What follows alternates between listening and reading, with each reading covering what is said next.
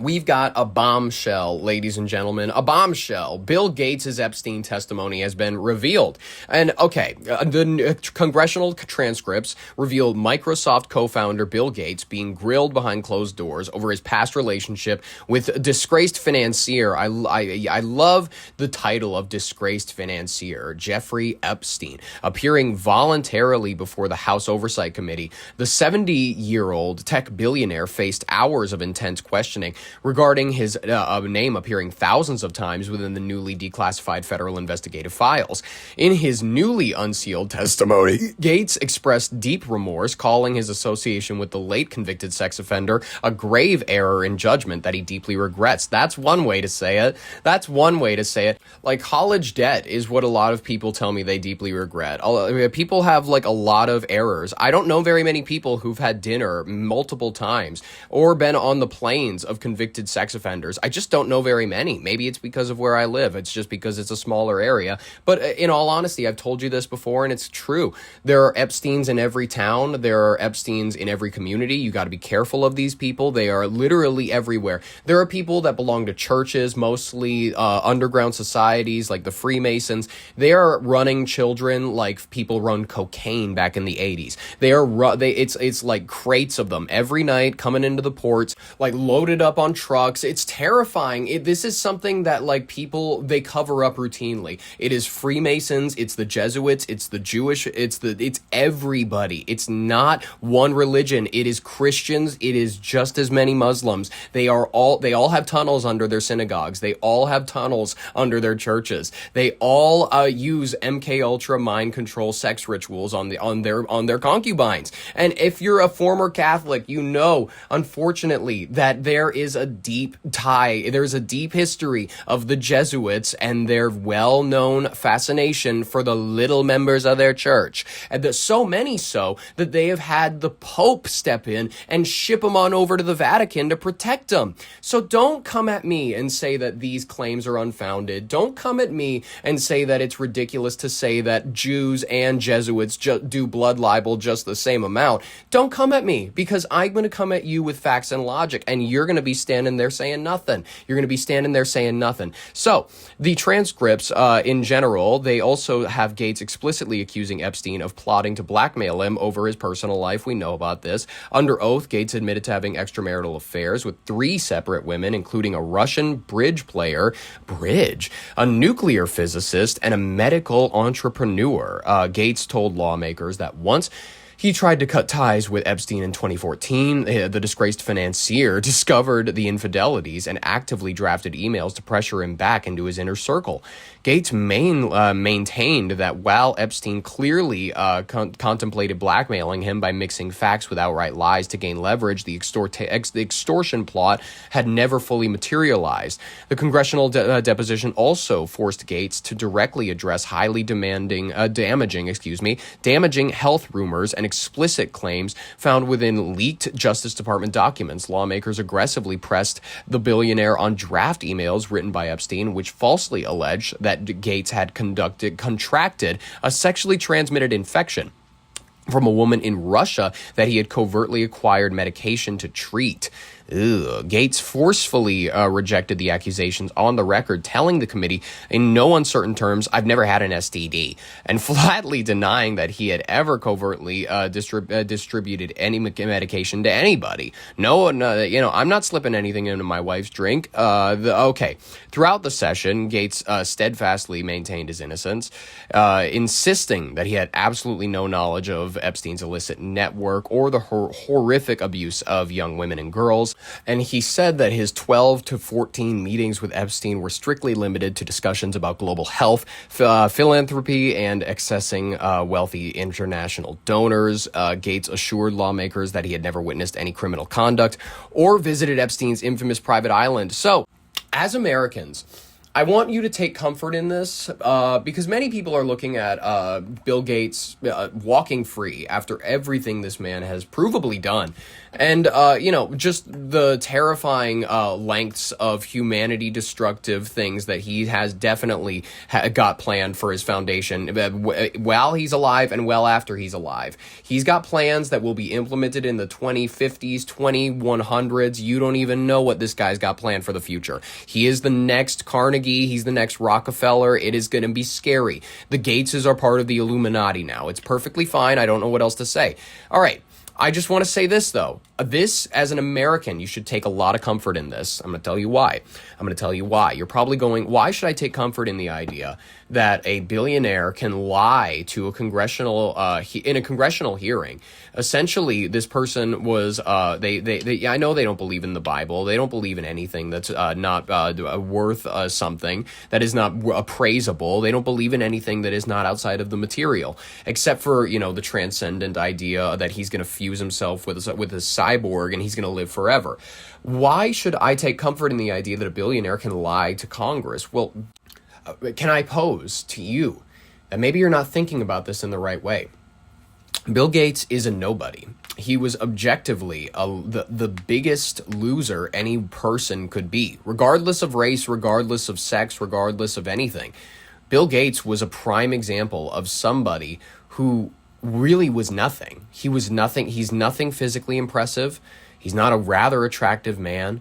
He is a base level thing. He is a truly a nothing burger, servable at Wendy's.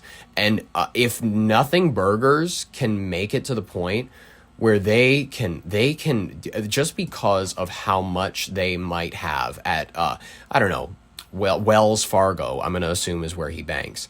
Just because he has a couple billion at Wells Fargo, that means that he can get away with literally anything. The law doesn't apply to him. Yes. And you know what this means? That we have created gods among us, unfortunately. Whether or not you think this is a good thing or bad thing, I honestly am a very Socratic figure. I less so have an opinion on things. I more so pose ideas to people. We're living in a postmodern age. And what do I mean by this? Postmodern, not in the kooky, whatever you want to describe, like a house style. We are living in an age where we have recreated gods on earth, untouchable beings, truly the ones that they can feast on whatever mortal they choose. He is a modern Ares. He represents bloodlust, the chaos of war, violence. He represents all of that. And I'm going to be honest with you. He's going to father Phobos, panic, and Deimos, terror. He's going to unleash a terror upon the world while taking whatever brides he wants, no matter how young. He is going to feast on the finer things in life. He is going to continue to amass what we really view as power, which is money. Money is modern day. Someone throwing a lightning bolt and destroying your house, that's them throwing a lawsuit at you these days. Zeus is real. Gods are real. Gods are the untouchable among us. And yes, it's true that this might feel a little scary. It might feel a little like, oh my God, we are at a point where we can't even manage the people that we've created. I want to tell you this.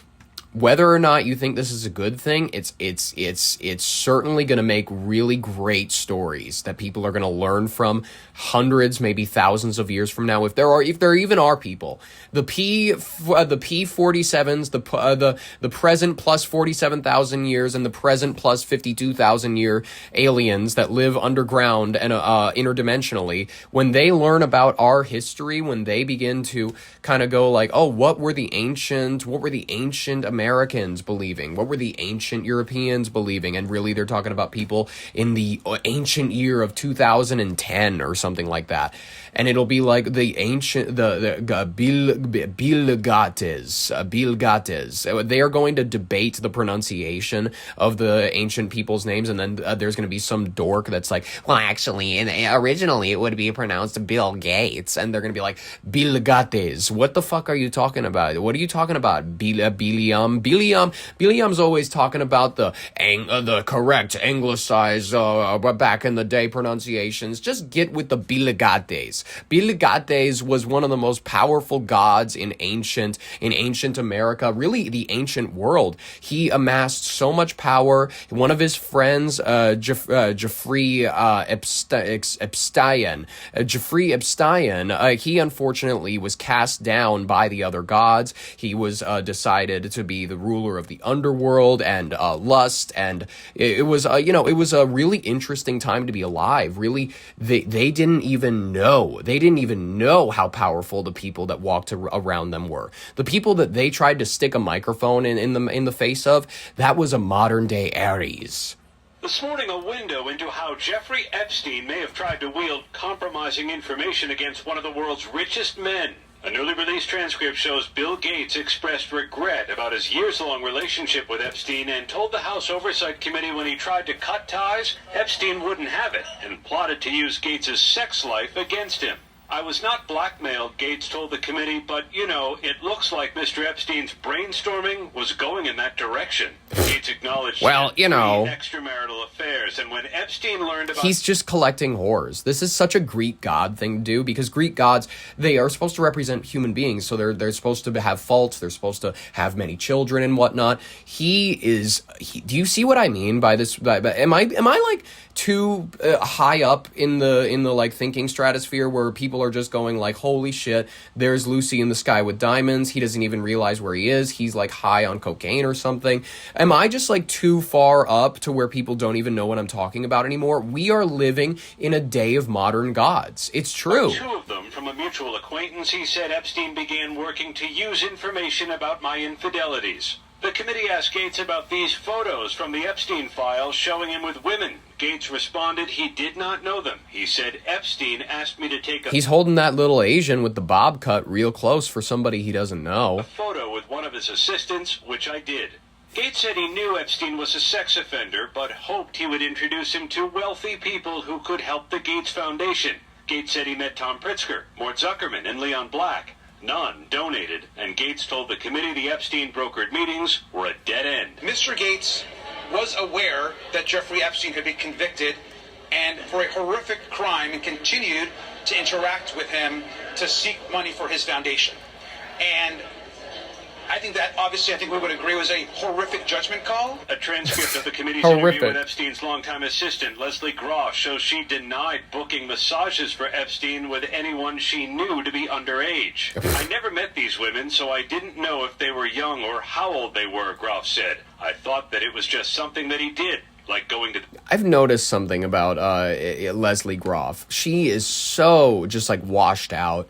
Unfortunately for her, I don't know if it's her skin moisturizer routine's off. It's something, her big, creepy man lips. She looks tranny. I think, is Leslie Groff tranny? I think she might be one of the first, like, examples of, because she has a very broad shoulder set. I think and look at her man neck. Look at her man neck. I think I just revealed something. Leslie Groff is one of the first successful sex transition operations that Jeffrey Epstein had done. By the way, they wanted to, like, figure out how to Frankenstein grown women's heads onto little children bodies. They were doing like Frankenstein sew-ups and whatnot. They did this for a few men, but they weren't able to bring it back to life. They were just like, fuck this, that was what they were doing. This is terrifying. This is real life, people. This is in the Epstein files.